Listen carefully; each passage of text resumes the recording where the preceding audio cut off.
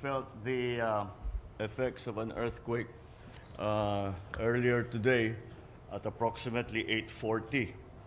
And so I've asked to speak to you, to give you the latest situation on what is going on and what we have been able to find out about the situation in different places. Mukhang malakas yung lindol kasi malaking ang 7.3, napakalakas na niyan. Hanggang Ilocos Sur, nag-approximately 6.0, which in the Richter scale, which is still a very strong earthquake. I have with me USEC Solidum, there, and SND Faustino and DILG Abalos, so that they can give us the reports from on the technical aspects of what happened today, from Philbox, and the reports that our policemen and other local executives have been providing us, and of course the NDRMC on the measures that we have taken to immediately provide support to the LGUs and of course the citizens that have been affected. I would have the Secretary of DSWD, Secretary Erwin Tulfo, is not here with us because he's already there. He left earlier. He left soon after the earthquake. Again, we are awaiting his report. I am staying away from going to the affected areas for a very simple reason. It has been my experience as governor, it has been my experience in Yolanda, that when the national officers come to the affected areas, immediately ginugulo lang namin yung trabaho ng mga lokal. Yung halimbawa, pupunta ako doon, maghahanap pa ako ng pulis para pag-secure, kailangan ako i-meeting ng mga local officials, marami silang ginagawa. So I said, let them do their work. Let us wait for them to tell us what is going to be, what the true situation is. And maybe I can schedule a trip, perhaps tomorrow, as soon as possible. So now I'll turn the floor over to USEC Solidum so he can explain to us exactly what happened in Abra this morning. Thank you. Thank you, Mr. President. At exactly 8:43 this morning, a magnitude 7.0, initially rated at 7.3, occurred in Abra. And the depth of the earthquake was 17 kilometers, so not so deep, shallow. And because of the magnitude of the earthquake, we consider it as a major earthquake. Anything greater than 7 is a major earthquake, and we would expect significant effects of this event. First, on the reported strength of the shaking, so far, the maximum intensity reported to us would be intensity 7 in Bocloc and Manabo, Abra, and this would be manifested by damages to houses and buildings and landslide, especially in the mountainous region. We also noticed intensity 6 in Vigan and other towns of Ilocos Sur like Sinait, Bantay, San Esteban, and in Nalawak, Pangasinan, and even Baguio City, and that would be nearby La Trinidad. The reason why there was significant damage in Vigan is that the foundation of the city is essentially sandy because of the big river that would flood the area from time to time. So there was amplification of the shaking, and many of the churches and historical buildings were damaged. Now, landslides are a problem, especially not only for earthquakes, but during rain. So we have to make sure that areas that are affected by landslide and starting or incipient landslide should be avoided. Towns should actually investigate houses and buildings that were damaged to see if they can still be usable, and even those that don't have very obvious damage. So this will be the work po ng mga local engineer. there was a reported unusual wave in the coastal areas of La Union and Ilocos. This was not a tsunami po, no? Because a tsunami would be very high waves because of the uplift of the ocean floor due to an earthquake in the ocean. What happened was there was shaking of the island and the water, coastal water was shaken, so there was a minor seawater oscillation. Some of the waters actually entered some of the river. Mr. President, yun lang po report natin. All right, so that is the initial report from PhilVox on what has happened. Siguro next, I will ask Secretary, no, unahin natin ng DILG because I want to hear also, hindi ko pa narinig ang mga report na galing sa mga local government at saka sa mga pulis natin. So maybe Sec Benher, you can brief us on what they have reported to you. Magandang hapon po, Mr. President, at sa lahat po ng mga nanonood, nakikinig po ngayon. Ito pong mga data na ito po'y kinumpile po natin. Ito'y galing sa mga local chief executives ng mga LGUs and of course galing sa PNP at galing sa mga fire. Cross-reference po namin ito nang sa ganoon ay talagang ito'y exact po at tama. Ang affected regions po ay 1, 2, and CAR. 15 provinces are affected, 15 cities, 280 municipalities, 6,756 barangays. Ang initial reports po are there are road closures in some parts of Abra, power interruptions in Abra and Benguet, intermittent communication lines in Region 1, landslide in some parts of CAR, minor damages in other regions. Ito po ang initial report sa CAR. 29 municipal roads were damaged.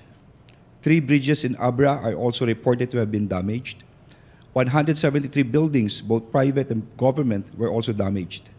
58 reported landslides, most of which occurred in Abra, with 31 reported landslides. 60 injured. And so far po, 4 po ang nabalita ang nasawian ng buhay, 4 deaths. Of these 4, 2 are in Benguet, 1 each in Abra, and Mountain. 2 in Benguet, 1 in Abra, no? Yung sa Mountain Province po, ang cause niyan pagguho ng lupa. Pagguho po, opo. Sir, if I might also add, Mr. President, no, para lang, sandali lang po. Para lang pong maano po natin, ito lang po. Karamihan kasi pagguho eh. Yung unang casualty sa La Trinidad, natabunan ng lupa eh. Mukhang ganun din eh, kasi doon sa mga highland areas, yung lupa. Yes, sir. Mga lupa po. umuurong. Sir, i-breakdown ko lang po, So, lumalabas sa Abra ay 3 tulay, 3 bridges. Sa buildings, ito lang iaano ko lang, sa Baguio, 33 were affected. Tapos 59 dito po sa Abra. Sa Apayao, 2. Tapos sa Benguet, 62. Pagkatapos po sa Kalinga, 7. And then sa Mountain Province 10 po. No? That's a total of 173. And of course, ang pinakamaraming landslide reported ay dito po sa Abra with 31. No? Ang mga injured po, pinakamarami din po sa Abra, sir, at 44. No? At yun po ang report po namin. Nakadeploy po ang mga kapulisyahan at mga bombero po at ang mga disaster risk na mga LGUs po sa mga lugar na ito. Thank you, Yes, Sec sir. Benher. Itutuloy ko na lang sa dahil naumpisahan na ni Sec Benher yung report sa mga sa mga daan. I've also received a initial report from the Department of Public Works and Highways on the condition of the roads in and out of the area, national roads especially. Sa Cannon Road is presently not passable. Yung Palispis area ng Marcos Highway is not possible. The Benguet Nueva Vizcaya Road as of now is not possible. Kilometer 302 to 700 Poblacion Bukod Benguet is also not passable.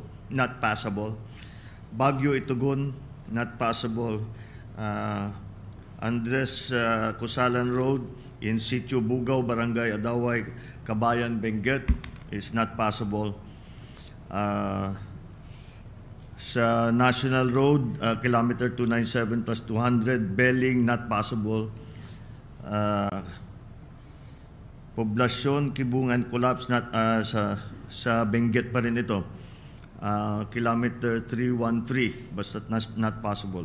Upper Kalinga, sa bandang Pail is not possible. On the road going up from Kalinga to Abra, Pantikan to Bablasang, Balbalan is not possible. Lubuagan, Batong Buhay Road is not possible. Ifugao, the Banawe, Hungduan, Benguet Boundary Road is not also possible. However, there are other roads like the Palispis Marcos Highway, one lane is possible now. Baguio Bontoc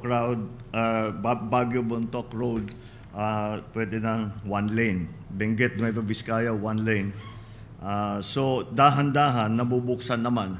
What was not possible, we have already been able to clear some of them. Hindi, unless kasi basta hindi naman mabagsakan ng malaking bato at lupa lang ang bumaba, ay hindi naman mahirap na i-clear yan. Kaya I anticipate by the end of the day, the majority of these roads that I have mentioned as being not possible should already be available for use to us. Now I'll give the floor to SND Faustino on the report from the NDRMC. Yes, sir. Thank you, Mr. President. Magandang hapon po sa lahat. Ang reports po na ito ay halos kaparehas din po nung kay Secretary Abalos. Ganyan man, dito ay I will give emphasis doon sa ano na ba ang mga preparasyon o ano na yung mga ginawa natin as a result of the earthquake. Ang actions po taken by the NDRRMC, agad po ay nag-convene ang ating NDRRMC. Nagkaroon po tayo ng emergency meeting through VTC with concerned regional directors ng mga naapektuhan ng mga rehiyon at mga probinsya. And we already issued a directive issued to Luzon regions regarding the reiteration of response actions. The OCD also issued 2 emergency alert and warning message. We also, in coordination with PhilBox, the quick response teams to be deployed for field assessment. As mentioned by the President, DSWD Secretary is already in the affected, already in Abra for the relief assistance. Of course, yung Armed Forces of the Philippines prepared assets for mobilization already. We are talking about air assets, and we could add more kung kinakailangan pa. But we have a number of assets, air assets already positioned in the area in coordination with the Northern Luzon Command. And the Philippine Navy assets are on standby already, sir, in Subic kung kakailanganin pa, sir, ito. Then, of course, the available relief items from the Office of Civil Defense is already ready and prepared. Sakaling mga ilangan ng ating mga LGUs dahil meron namang mga nakaposition na preposition na mga relief goods doon sa lugar na to. Right now, the rapid assessment is ongoing on the following: status of roads and bridges, as reported kanina; status of critical lifelines and infrastructures; status of houses; status or the total affected population; the immediate needs; and as we speak, ongoing ang road clearing operations; and ongoing data gathering and submission of situational reports. Thank you, Mr. President. Thank you, Secretary. So that is the general situation as we know it for now. Pagka ganito, ang lagi kong inaalala kaagad yung kuryente at saka yung tubig, because that's always the immediate dahil yung kuryente kailangan sa communication and the communications, but the communications is dependent on the availability of the power supply. ang report na nakukuha natin, nagtanong ako kasi generally rural area naman ito, so hindi siguro dapat maging problema ang water supply ng tao. Pati pagkain, dahil naman hindi naman na iba naman ito sa Bagyo, palagay ko may available na pagkain. Wala pa tayong report kung kailan ibabalik ang kuryente. Dahil ang nangyayari diyan, kailangan nilang tignan lahat ng mga linya at para kasi basically walang short. Yung dati na yung lagi natin pinagdadaanan pagka may disaster. Sa communication naman, ang Globe ay may pinadala na meron silang emergency na mga cell site. Yung smart, wala pa kaming narinig, ngunit ay nag-request na kami sa kanila na magtayo na kagad, ibalik na kagad ang serbisyo dahil lalong-lalo na pag-disaster, pagka ganito, napaka-importante na nakakapag-usap kami. Nakakausap ko yung mga local leaders, nakakausap natin ang mga first responders na on the ground. So that is where we stand now, and we will continue to provide information as it comes in. As you can imagine, this situation continues to develop, and it will do so for the next few days. But I think that everything that can be done has been done. We have even anticipated the needs of those who have become victims of this very strong earthquake. So I'll end it there, but I'll open the floor to a few questions about the earthquake. First question from Mr. Neil Maribok from UNTV.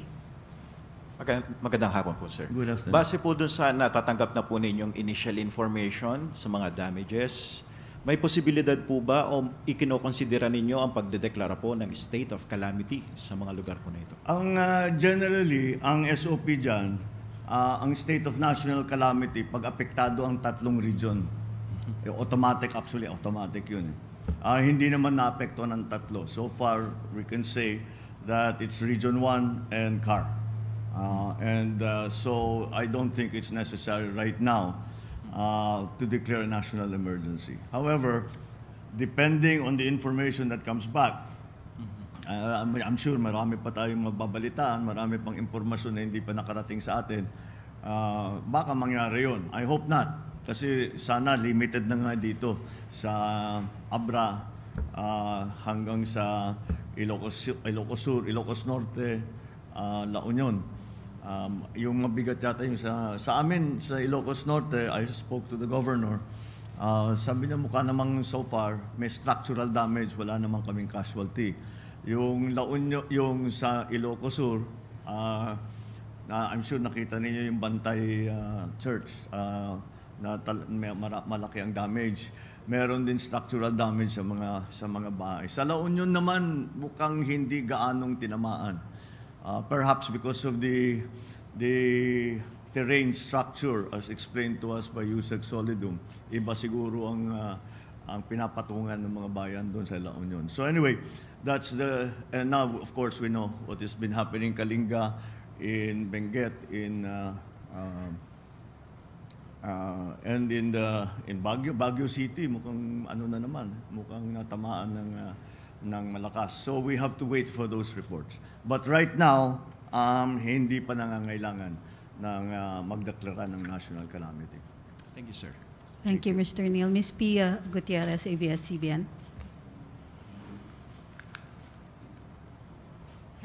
Hi, sir. Good afternoon. Good Sir, base afternoon. po sa report ng Pag-asa, meron po silang mga binabantayan na weather disturbances that will affect mostly yung mga areas na lubhang tinamaan po nitong lindol. So, sir, what are your directives, sir, to the government agencies to prevent further damages and loss of lives? Good question. Kinakatakutan namin baka umulan. And kasi siguro naluwag na nga, there'll be a great danger again of landslides. So binabantayan natin yan. And usually naman, na-identify natin kung saan yung areas of risk. So pwede nating bantayan. Huwag sanang umulan at least for the next 2 days para makapag-stabilize tayo ng mga, lalo na yung mga daan, pati yung mga, para ma-inspeksyon na rin yung mga bahay if they are safe to go back to. Pero siguro hindi pa ngayon. Dahil even if they are structurally safe to return, magkakaroon pa tayo ng aftershock. Baka doon naman magka-problema. If you remember, a while back, during the earthquake in Baguio, maraming namatay kasi akala nila tapos na, pumasok sila, inabutan sila ngayon ng aftershock. So that's what we are watching out for, both in the structures and in watching the danger of landslides. Maraming salamat, sir. Thank you. Ms. Cathy Valiente, Manila Times. Yes, sir. Mr. President, good afternoon po. Good afternoon. Para po sa kaalaman lang po ng ating mga kababayan, where were you po and what were you doing when the earthquake happened? I'm sorry? Nasaan daw po kayo, President, during the earthquake? I was in my office. Naririnig ko yung may chandelier na yun ang guide namin dito sa palasyo. Pag narinig ko yung chandelier na kumakalansing, then ibig sabihin may lindol. But it was very strong. It's stronger than the usual. Yes, sir. Follow-up lang, sir. What can the government do to ensure daw po yung National Building Code is enforced? Will you push for a review of the code? And lastly, sir, will you ask the Congress to pass the bill on Department of Disaster Resilience? Yes, precisely. Because as I said in the SONA, we have to recognize that we are disaster prone. And that's why, which leads me to the answer to your previous question, which is we have to be certain that our planning, hindi na natin mapalitan yung mga nakatayo na, but our planning for the future should include all the mitigation, all the science and the knowledge and the learnings on the mitigation of these kinds of disasters. Iba naman yung lindol, the real problem with the earthquake is hindi talaga tayo makapag-predict ng lindol. At least yung bagyo may warning. Yung lindol talagang bigla. So we just have to deal with it that way. And if we can make get that balance between cost and the mitigation requirements ng ating building code, so that we are safe when the earthquake comes or malakas na bagyo, then that is what we will have to do. Sorry, sir. Thank you. Will you push po for the passage of the Of the? yung sir, bill on National Disaster Resilience Yes. Department? Sorry. We mukhang, I don't like to say it, pero mukhang mapapadalas ito eh. Not the earthquake, pero yung weather, lalo yung extreme weather. Kahit hindi bagyo, yung masyadong, nakikita nyo yung sa Europe, nakikita nyo sa Amerika, baka naman abutan tayo ng ganyan, yung napakainit masyado. So these are the things that we have to be careful. We need more capability than we have now. Magaling na tayo sa bagyo, marunong na tayo sa lindol. Pero ang mga dangers the dangers that the effects of climate change present are different. That's why we need a specialist agency. Thank you, sir. Thank you. Ms. Tuesday New, DZBB. Good afternoon, Mr. President. Good afternoon. Apo, so far po, nabigyan nyo na kami ng initial scenario ng ongoing relief and disaster response operations. Saan po ang extent ng assistance na pwedeng ibigay ng national government sa mga affected residents, lalo na po yung mga nagiba ang bahay, bumagsak ang bahay? Papagawa din po ba yung kanilang mga bahay, sir? Papagawaan yung? Mga bahay na nagiba. Tutulungan kami, siyempre. The immediate, lalo na sa lindol, ang immediate concern is shelter. Yes. Kasi nga, kahit na titignan mo yung bahay, mukhang matibay, hindi mo malalaman hanggang na-inspeksyon na mabuti yun. So we cannot allow people to return to their homes yet. Because it's dangerous. That is one of the problems. Because ang tendency ng tao, pagka umalis ng kanilang tahanan, ay babalik ka agad yun. Kasi para hindi alam nyo na yun, para hindi, walang masira, walang makuha, walang whatever. So we have to explain to them that kailangan muna ma-inspeksyon yung kanilang mga bahay, at bukod pa doon, kailangan na muna natin antayin na medyo matapos na yung mga aftershocks. Yusek Solidum tells me it'll be 2 or 3 days of significant aftershocks, after which magte-taper off. So, antayin na natin yung ilang araw. In the meantime, it is up to us, the government, to provide shelter for them, to be able to feed them while they are in the shelters, and to inspect their residences, their places of business, para makita natin kung pwede na silang bumalik, pwede magtrabaho ulit, pwede na bumalik sa kanilang mga bahay. Follow up lang, sir. May panawagan po ang FIVOX kaninang umaga sa local government units na seryosohin po yung pag-inspeksyon sa mga residential houses, not just buildings and other establishments. Would you issue a directive po sa DILG na gawin po itong at least regular inspection sa mga residential houses sa kanilang areas? There's no need. There is already an existing procedure for that. Ang problema, hindi masyadong nagagawa, because we actually at the local government level, meron tayong mga engineer pero not necessarily qualified sila para tumingin sa building at sasabihin safe ito pag nagkalindol, hanggang Richter scale 6 pwede ito, hanggang ganito. Wala tayong sa local level, wala tayong ganun, kaya hindi nagagawa.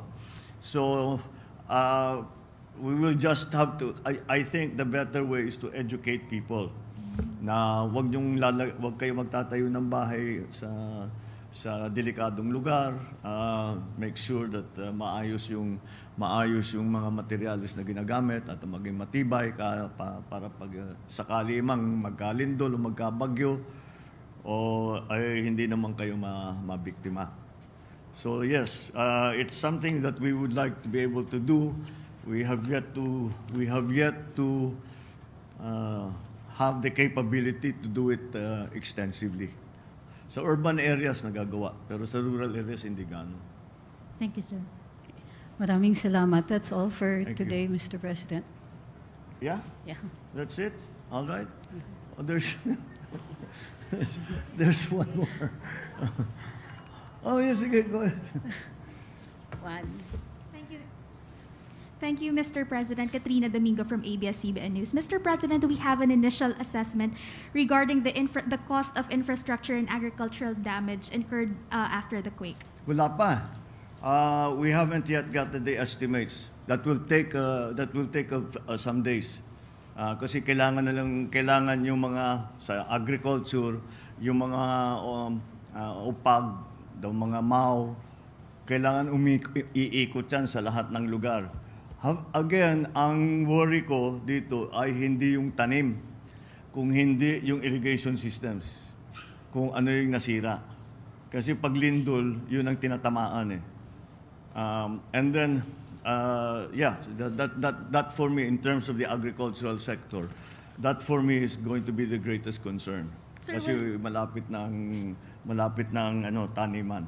Sir, two-prong follow-up question. First, aside from the provision of shelter and food, will the government also be providing cash incentives or cash allowances to rebuild their homes?